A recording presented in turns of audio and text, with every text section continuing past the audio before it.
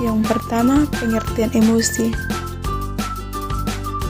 Menurut William James, emosi adalah kecenderungan untuk memiliki perasaan yang khas bila kita berhadapan dengan objek tertentu dalam lingkungannya. Menurut Sarlito Wirawan Sarwono mengatakan, emosi merupakan setiap keadaan pada diri seseorang yang disertai warna afektif, baik pada tingkat lemah atau dangkal maupun pada tingkat yang luas atau mendalam. Jadi emosi adalah perasaan atau afeksi yang timbul dalam diri seseorang sebagai respon terhadap suatu situasi atau stimulus tertentu. Proses munculnya emosi melibatkan perubahan fisiologis, pemikiran, dan perilaku yang bisa seseorang rasakan. Selain itu, banyak faktor yang bisa memicu keluarnya emosi seseorang. Mulai dari pengalaman, keyakinan, sikap, dan interaksi dalam dan lingkungan. Emosi manusia bisa keluar melalui bahasa tubuh, wajah, suara, maupun komunikasi verbal. Yang berikut, emosi dasar manusia. Yang pertama, emosi marah. Emosi marah adalah perasaan negatif yang muncul ketika seseorang merasa dirugikan, diperlakukan tidak benar, atau kecewa. Marah dapat menjadi dorongan untuk memperbaiki keadaan atau bertindak. Yang kedua, emosi jijik. Emosi jijik dipicu oleh penampilan bau atau tekstur tertentu. Respon utama manusia saat merasa jijik yaitu berusaha agar menjauhkan diri atau menghilangkan hal yang dianggap menjijikkan. Meskipun buruk, emosi ini membuat kita selalu untuk hidup bersih. Yang ketiga, emosi takut.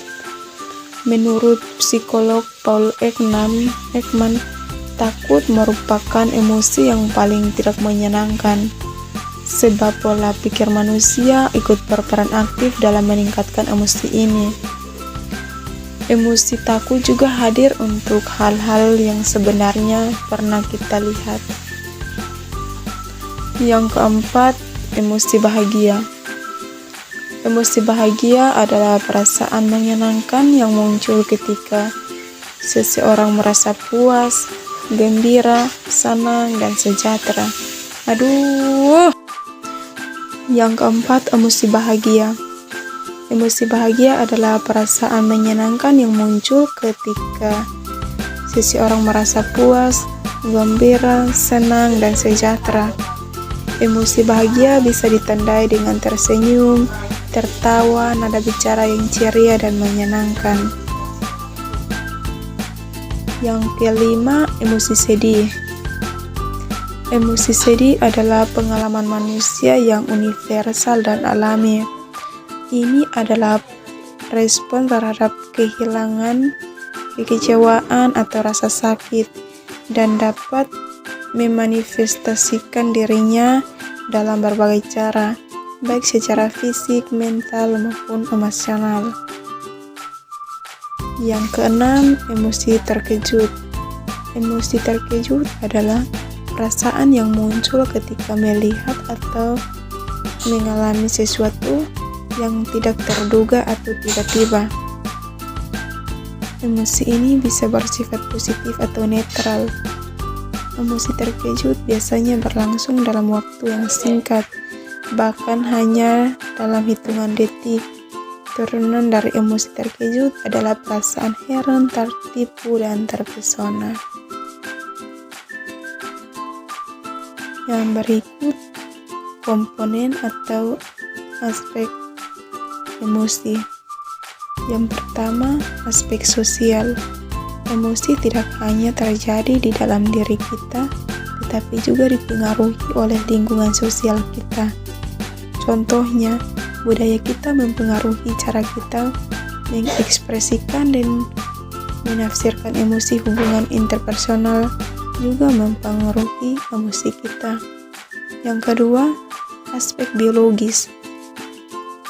Emosi memiliki dasar biologis yang kompleks. Contohnya, sistem saraf, hormon, dan neurotransmitter berperan dalam pengalaman emosi. Yang ketiga, aspek psikologis.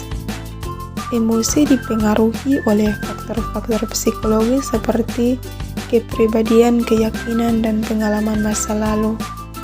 Contohnya, orang yang memiliki kecenderungan pesimis mungkin lebih mudah mengalami emosi negatif. Terapi dan konseling membantu individu memahami dan mengelola emosi tersebut. Yang keempat, aspek budaya. Budaya mempengaruhi cara kita mengekspresikan, menafsirkan, dan bahkan merasakan emosi.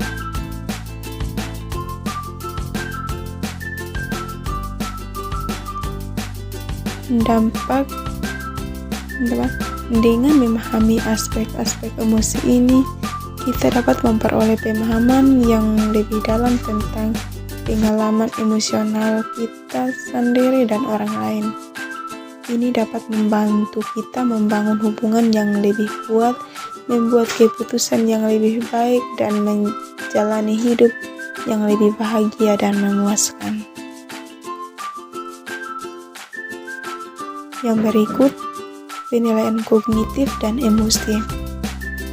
Penilaian kognitif dan emosi adalah dua proses yang saling terkait dan memainkan peran penting dalam bagaimana kita memahami dan merespon dunia di sekitar kita. Penilaian kognitif.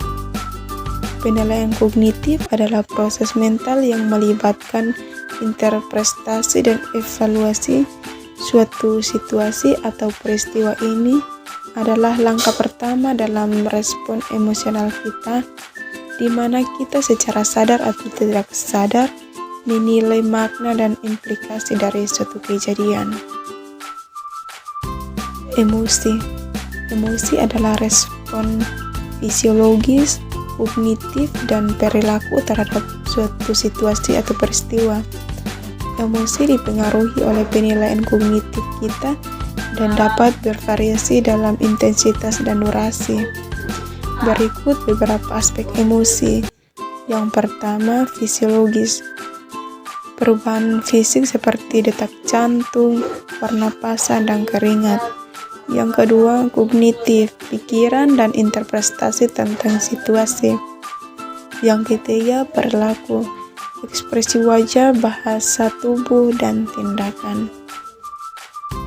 Jadi, penilaian kognitif dan emosi adalah proses yang kompleks dan saling terkait yang mempengaruhi bagaimana kita memahami dan merespon dunia di sekitar kita.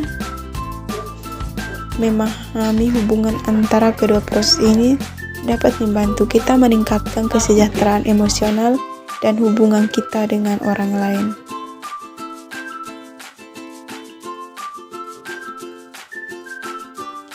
Yang berikut, dampak emosi manusia. Yang pertama, stres. Emosi negatif dapat menyebabkan stres berlebihan yang bisa berdampak pada kesehatan fisik dan mental. Yang kedua, menurunkan kepercayaan dan harga diri. Adanya emosi negatif dalam diri seseorang dapat menurunkan kepercayaan diri dan harga diri. Akibatnya, orang tersebut sangat sulit menerima apa yang ada dalam dirinya. Bahkan ia sulit untuk membangun kehidupan yang lebih baik. Yang ketiga, perilaku semaunya.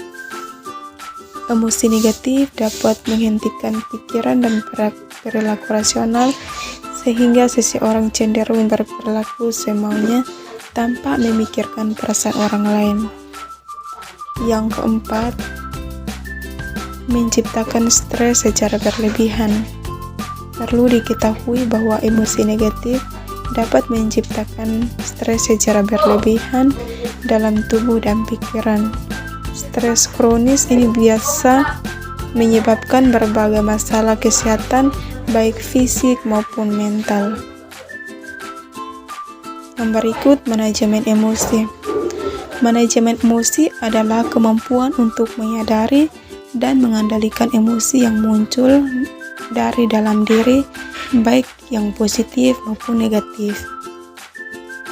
Manajemen emosi membantu seseorang untuk menghadapi situasi sulit dan bermasalah, menemukan solusi yang masuk akal, mengenali emosi-emosi dan cara menghadapinya, mengendalikan emosi alih-alih membiarkannya mengendalikan kita, memahami keadaan diri sendiri dan lingkungan di sekitar.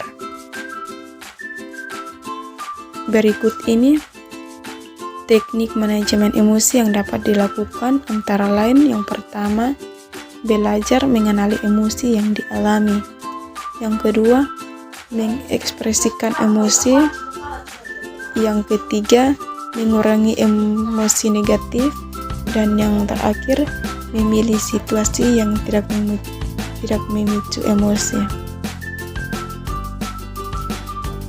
Berikut kesimpulan dari memahami emosi individu, yaitu yang pertama, mengenali emosi.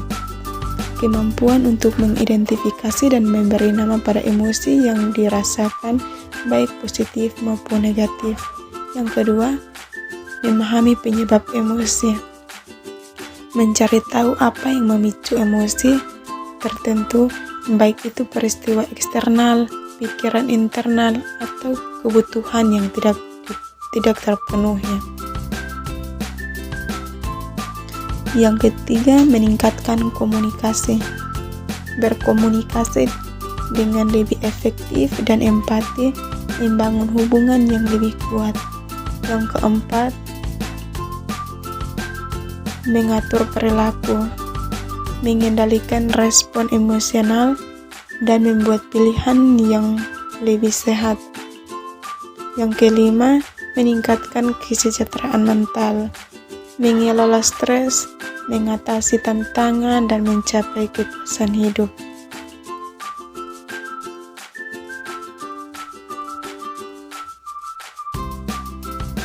Memahami emosi individu adalah keterampilan penting yang dapat meningkatkan hubungan kesejahteraan dan kinerja kita. Dengan memahami kompleksitas emosi, belajar untuk mengenali dan mengelola emosi kita sendiri, dan mengembangkan empati terhadap orang lain, kita dapat membangun hubungan yang lebih kuat, meningkatkan kesejahteraan kita, dan mencapai potensi kita. Demikian penyampaian materi singkat tentang memahami emosi individu.